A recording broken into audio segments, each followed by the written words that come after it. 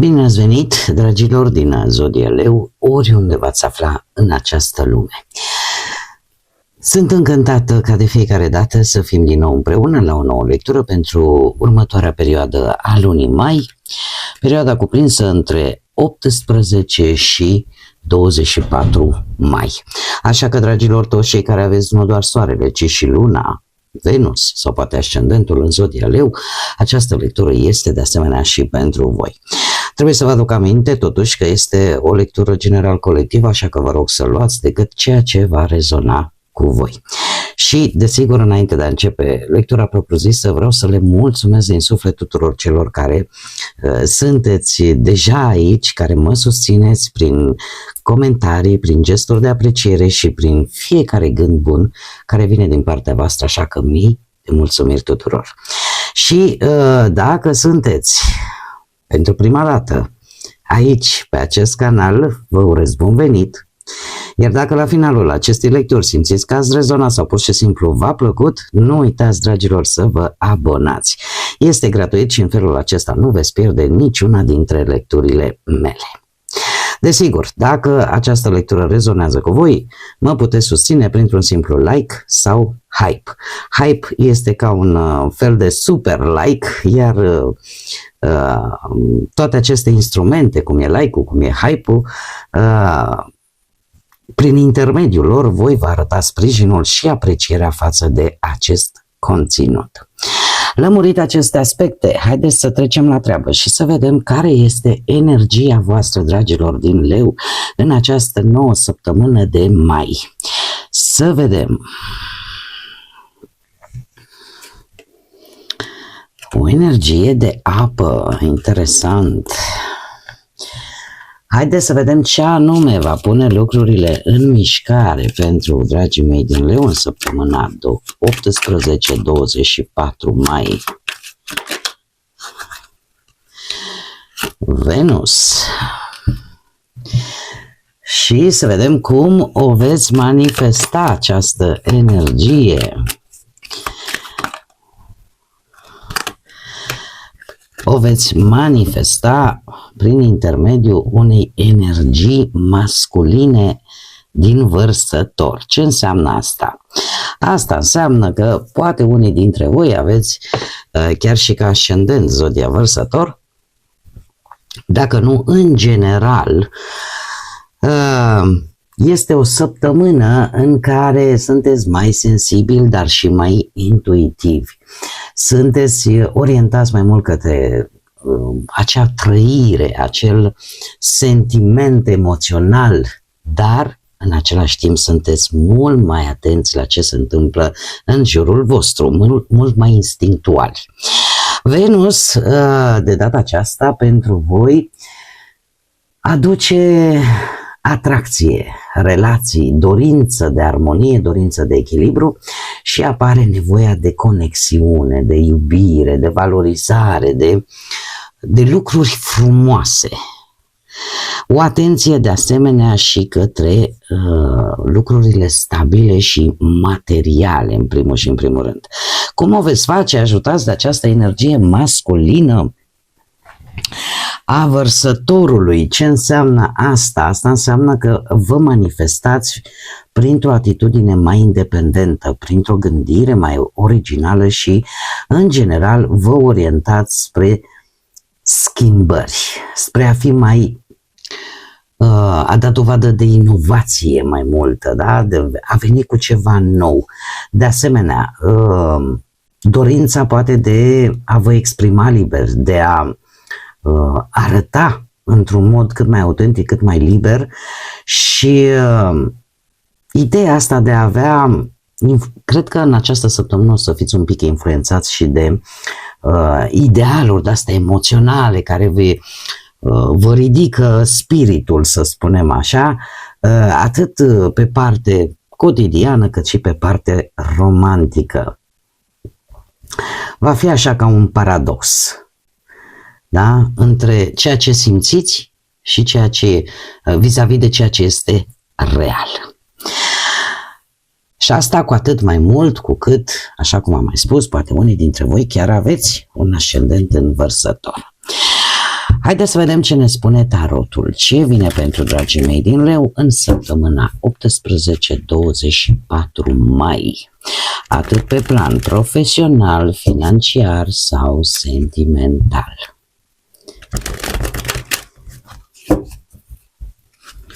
Să vedem.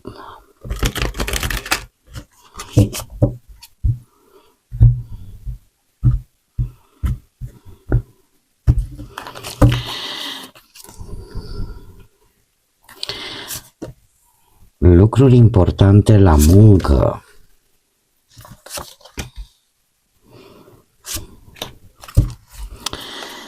Lucruri importante la muncă și eu aș mai spune că cei singurei, iar se pare că trebuie să ieșiți dintr-o perioadă de blocaj. Lucrurile nu sunt chiar așa cum par a fi. Iar pe plan financiar se pare că încet, încet problemele se îndepărtează de voi. Dar haideți să le și clarificăm. Clarificăm, te rog, pusnicul pentru dragii mei din Leu, săptămâna 18-24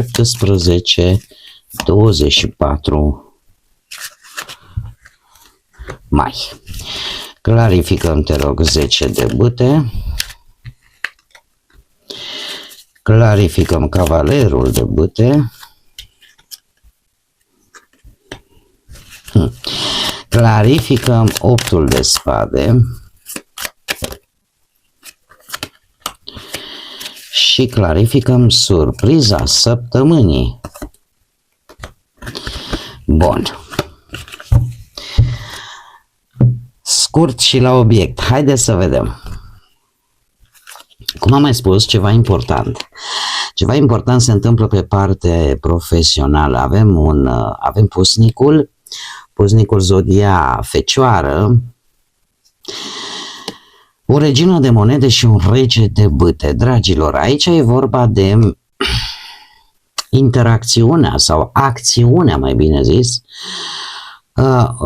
a două personaje, a voastră implicit prin acest rege de bâte și a unei persoane din zodii de pământ, Taur, Fecioară sau Capricorn.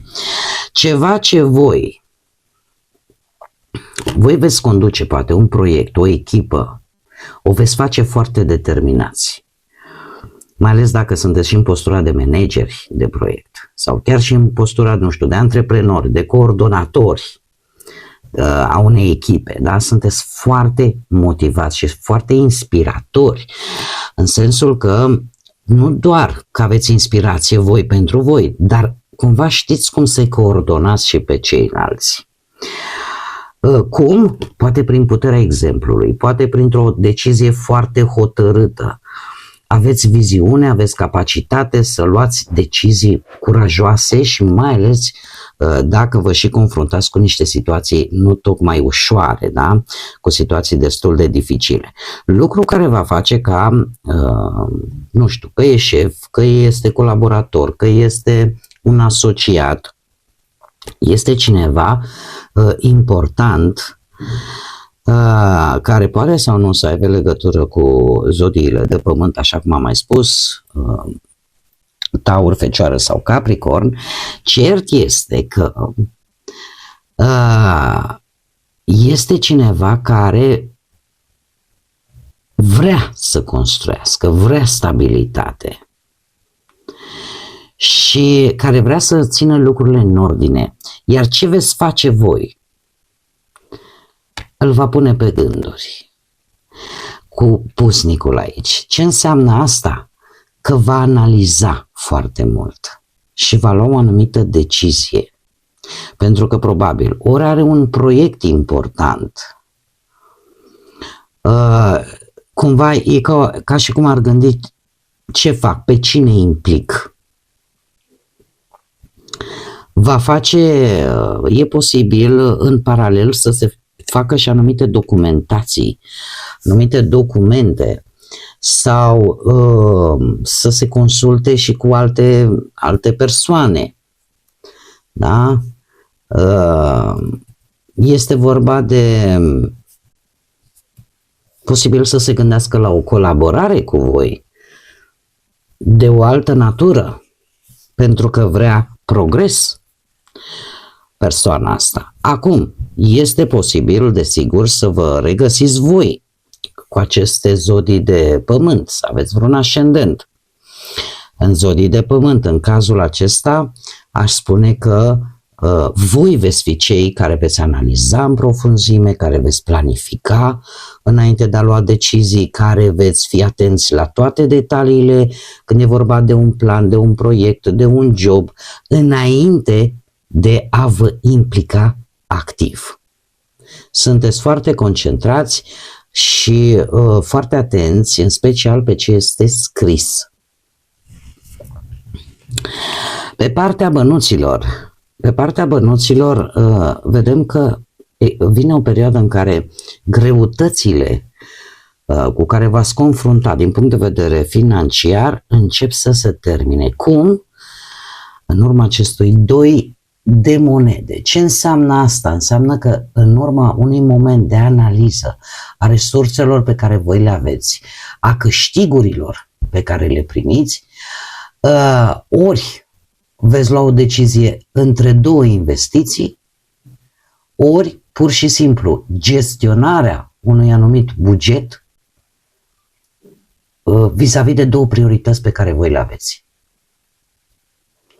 Există totuși, nu știu, poate perechea voastră, poate altcineva care este implicat din punct de vedere financiar, pe voi vă poate ajuta ori să luați o decizie bună, în așa fel încât să scăpați de acest 10 de bâte, de aceste eforturi financiare intense pe care le-ați făcut poate până în prezent, sau reușiți cu ajutorul, cum am mai spus, poate unui partener implicat financiar, să reușiți să încheiați un anumit proiect, să vă respectați un anumit angajament, da, vis-a-vis, nu știu, să plătiți ceva, să cumva vă face să fiți mult mai organizați și să vă gestionați bănuții cu mai multă atenție, în așa fel încât toate aceste greutăți financiare pe care le-ați avut până acum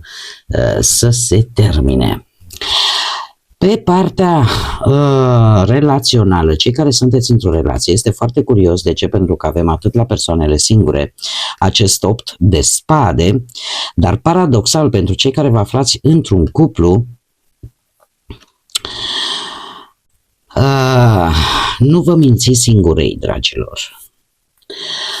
Este posibil ca în urma unor scenarii pe care vi le faceți acolo în căpușorul vostru, cumva să ajungeți la acest cavaler de bâte. Este posibil de asemenea ca realitatea să fie cu totul alta decât aia pe care voi vă imaginați în ceea ce privește relația voastră. Acest cavaler de bâte vorbește de o anumită impulsivitate care v-ar putea încerca și care chiar ar putea să vă provoace anumite conflicte, neînțelegeri sau pur și simplu să reacționați fără să țineți cont că și partenera voastră are ritmul său. De ce se întâmplă acest lucru? Din cauza acestui 8 de spade, a faptului că vă imaginați niște situații care în realitate e posibil nici măcar să nu existe. Eu acestei cărți îi spun atracție universală. De ce? Pentru că în funcție de ceea ce voi gândiți și cât de mult vă încărcați mintea cu aceste scenarii, cu cât le amplificați mai mult, cu atât vă izolați din punct de vedere emoțional, cu atât apar neînțelegeri și apare o anumită tăcere în cuplu care nu este deloc binevenită și chiar poate să ducă, cum am mai spus, la tot felul de neînțelegeri, certuri, conflicte, pentru că deveniți impulsivi. E ca și cum mai zice că scenariul pe care tu l-ai în cap, ăla este realitatea și nu ceea ce se trăiește cu adevărat în cuplul vostru. Și aici trebuie să aveți grijă. De ce? Pentru că văd că apare de asemenea și la cei singurei. La cei singurei, culmea, ajungeți la stadiul, la acest stadiu în urma unor tensiuni. Adică începe să vă creați niște prejudecăți, fără să aveți o bază reală că într-adevăr așa este situația. Acest 5 de bâte îmi spune că voi puteți intra în conflicte inutile sau să vă implicați, mare atenție, în relații unde deja există tensiuni.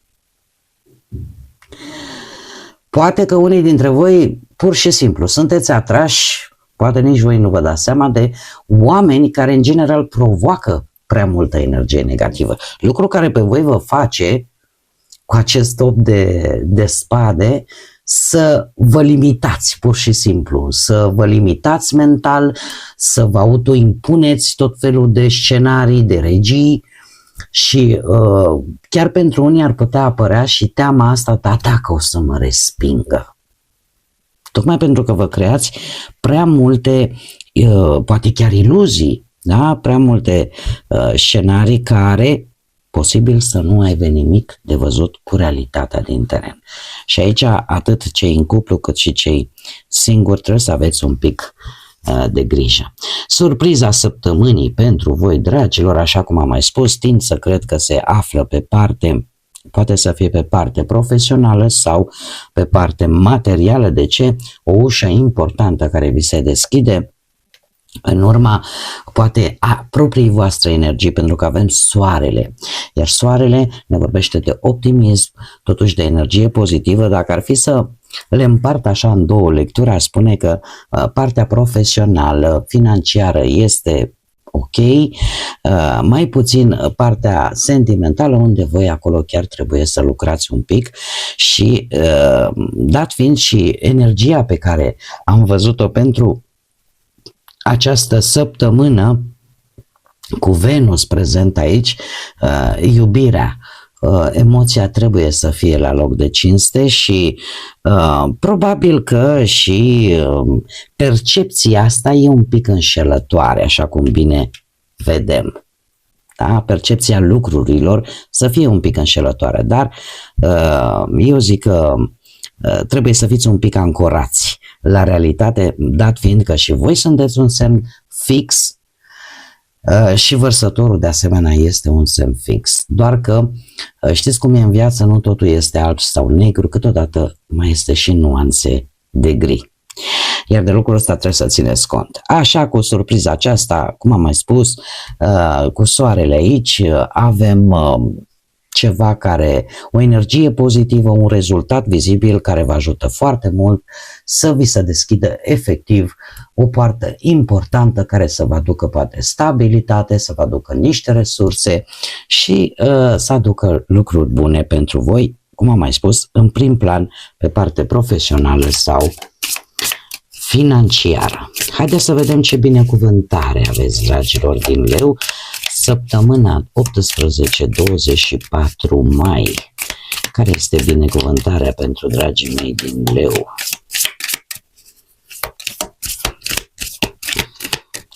Care este binecuvântarea? Rămân cu cea care mi-a rămas aici. Ia să vedem. Foarte interesant, nu? Avem binecuvântarea aflării adevărului sau găsirii unui adevăr. Dragilor, voi începând cu această săptămână începe să vedeți lucrurile mai clar. Și asta e un semn bun.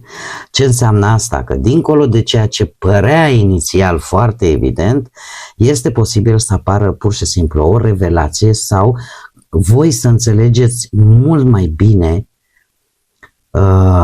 o anumită situație sau o anumită persoană și faptul că există un adevăr, există o anumită ghidare care, dacă voi o veți urma, vă îndepărtează de orice confuzie, de orice iluzie. Există probabil anumite informații incomplete, dar pe care voi le veți obține în această săptămână, așa că adevărul rămâne, iar iluzia se îndepărtează de voi. Așa cum v-am mai spus, ieșiți, și ăsta e un lucru foarte bun, ieșiți din această capcană a lui 8 de spade. Bun, dragii mei, cam acestea au fost mesajele pentru voi. Știu că mulți dintre voi ați așteptat cu nerăbdare lecturile mele. Îmi cer scuze pentru toată această săptămână în care chiar nu am putut să public din cauza oboselii excesive. Am avut foarte mult de alergat, dar sunt aici, sunt alături de voi, așa că eu vă mulțumesc tare mult pentru răbdare și vă mulțumesc că ați fost alături de mine. Iar până data viitoare, când ne vom reîntâlni la următoarea noastră lectură, nu uitați, suflete frumoase, să gândiți înalt, să zburați înalt și, desigur, să lăsați ca iubirea, pacea, lumina, credința să vă însoțească la fiecare pas.